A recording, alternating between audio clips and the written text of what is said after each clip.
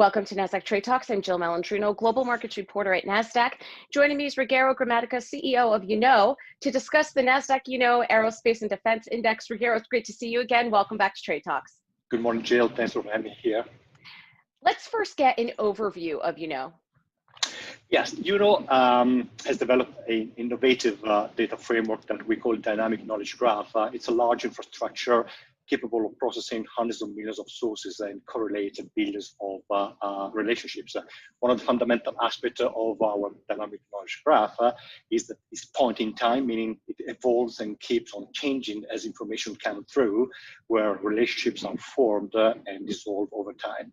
By means of AI-based techniques, we are able to unfold and read through the complexity of the knowledge graph and extract meaningful insights.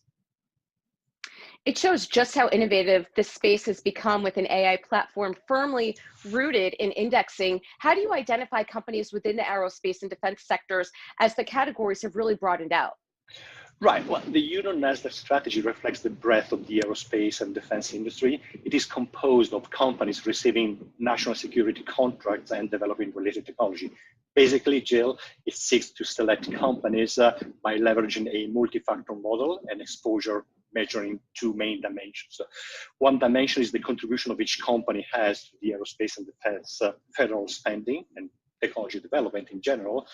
And the second dimension is the concentration of each company business in the aerospace and defense industry under their revenue and portfolio technology development. Exposure scores, therefore, can be utilized to identify companies that are largely focused on this space, as well as companies doing most business in the industry. How are contracts measured and selected?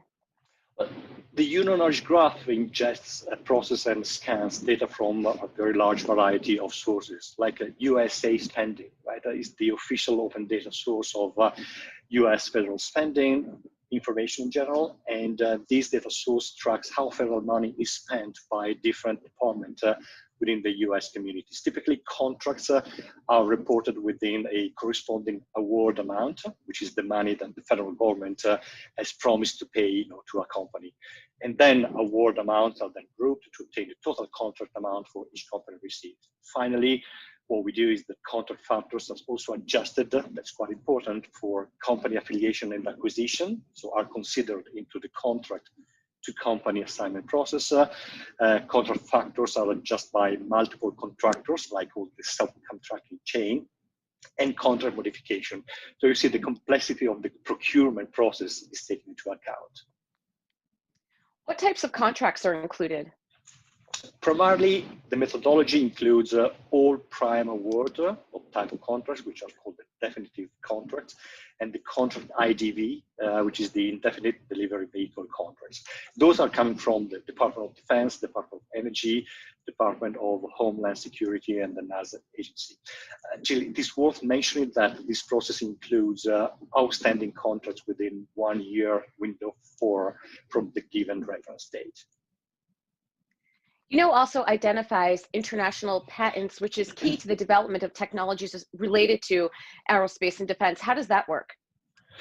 Yeah, as mentioned earlier, the universe of content ingested by the knowledge graph is really broader. So this framework ingests, processes, and scans patent data from two main different content sources, like the US Patent Office and the World International Patent Office. So similarly to what we've seen before, the algorithm extracts IP-based factors covering companies that have contributed to the development of technology related to the aerospace and defense industry in various categories, like aerospace, ammunition, communication, explosive infrastructure, and you name it.